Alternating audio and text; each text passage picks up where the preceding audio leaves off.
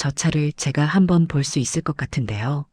낡은 손수레를 끌던 노파가 말했을 때 주변에 있던 사람들 누구도 그 말을 진지하게 듣지 않았다.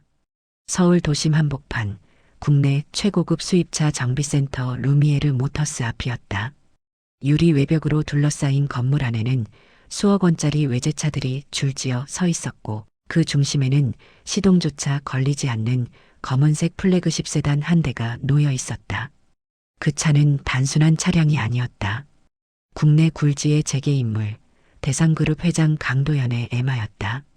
다음 날 새벽 그는 해외 국빈급 투자 협약을 위해 공항으로 이동해야 했고 반드시 그 차를 타야 했다. 10년 전 첫 해외 진출 당시 직접 구매한 차량이었고 그에게는 상징 같은 존재였다. 하지만 문제는 단순하지 않았다. 차량은 멀쩡해 보였고 진단기에도 이상이 없었다. 국내 최고라는 정비사들이 해외 본사 기술진까지 동원했지만 닷새 동안 아무 성과도 없었다. 시동 버튼을 누르면 아무 일도 일어나지 않았다. 고요한 침묵만이 정비센터를 짓눌렀다. 센터 대표 오성우는 초조함에 잠을 이루지 못했다. 이 센터는 강 회장과의 신뢰를 기반으로 성장해왔고 이번 일이 실패로 끝나면 모든 것이 무너질 수도 있었다. 기술팀장 이준영 역시 마찬가지였다.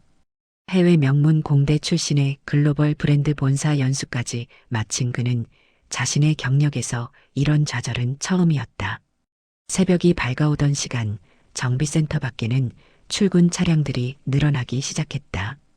그 사이로 낡은 손수레 하나가 천천히 지나가고 있었다. 폐지와 박스를 가득 실은 수레를 끌고 있는 이는 이른을 바라보는 노파, 문옥자였다. 그녀는 매일 같은 시간, 같은 길을 지나며 생계를 이어가고 있었다. 그날도 습관처럼 센터 앞을 지나던 그녀는 발걸음을 멈췄다. 유리 너머로 보이는 차량과 그 주변의 사람들, 그리고 그 속에서 들려오는 아주 미세한 소리 때문이었다. 일반 사람이라면 절대 알아차리지 못할 정도로 희미한 진동음. 하지만 그녀의 귀는 그 소리를 분명히 포착했다. 심장이 빠르게 뛰기 시작했다. 오래전, 너무 오래전 잊고 살았던 감각이었다. 그녀는 무의식적으로 유리문 가까이 다가갔다. 그 순간 주차관리 직원이 다가와 그녀를 제지했다. 이곳에 머물 이유가 없다는 듯한 차가운 시선과 말투. 옥자는 고개를 숙이고 돌아서려 했다. 하지만 다시 들려온 소리. 어딘가 어긋난 리듬. 기계가 보내는 신호였다. 그녀는 그 소리를 그냥 지나칠 수 없었다. 수십 년 동안 외면해온 세계가 다시 그녀를 부르고 있었다. 조심스럽게 거의 중얼거리듯 그녀는 말했다. 저 차 고칠 수 있을 것 같아요. 그 말은 곧 비웃음으로 돌아왔다. 관리 직원뿐 아니라 밖으로 나온 정비사들까지 그녀를 조롱했다. 수억짜리 차를 폐지를 줍는 노인이 고친다고? 기술팀장 이준혁은 피곤함과 자존심이 뒤섞인 얼굴로 웃음을 흘렸다. 그러나 센터 대표 오성우는 달랐다. 수십 년간 현장을 지켜온 그는 사람의 눈빛을 보는 법을 알고 있었다.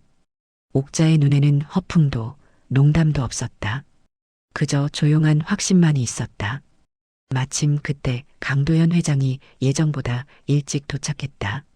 상황을 들은 그는 잠시 옥자를 바라보다가 말했다. 고치면 1,000만 원 들이죠. 정비센터 안에 정적이 흘렀다. 옥자는 잠시 망설이다가 고개를 끄덕였다. 그리고 손수레에서 손을 떼고 천천히 센터 안으로 들어섰다. 엔진룸 앞에 선 순간 그녀는 눈을 감았다. 냄새, 진동, 소리. 모든 것이 한꺼번에 밀려왔다. 마치 시간이 거꾸로 흐르는 것 같았다. 그녀의 손끝이 엔진 위를 천천히 훑었다.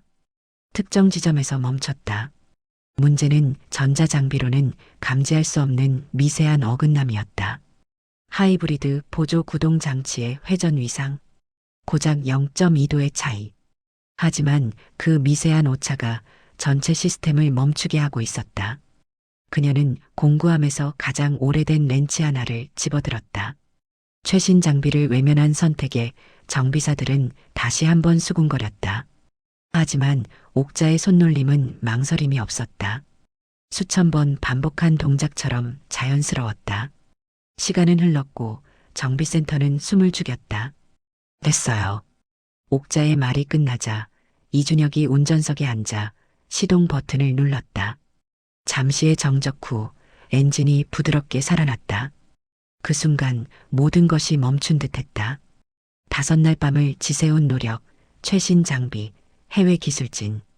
그 모든 것이 한 노인의 몇 분 앞에서 무너졌다. 강도연 회장은 천천히 옥자에게 다가왔다. 당신 대체 누구요? 옥자는 잠시 침묵했다. 그리고 조용히 말했다. 예전에 국가자동차 연구소에서 일했어요. 그녀의 과거는 오래전 조용히 묻혀 있었다. 능력보다 성별과 배경이 먼저 평가받던 시절, 그녀는 현장을 떠날 수밖에 없었다. 그 후로는 생계를 위해 살아왔을 뿐이었다. 하지만 그날 다시 기계 앞에 섰고 다시 자신의 세계로 돌아왔다. 정비센터 안의 공기는 이전과 달라져 있었다. 누구도 그녀를 무시하지 않았다. 강도연 회장은 약속을 지켰고 그보다 더 큰 제안을 건넸다.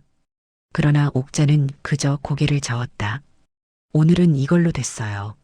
그녀는 다시 손수레를 끌고 길로 나섰다.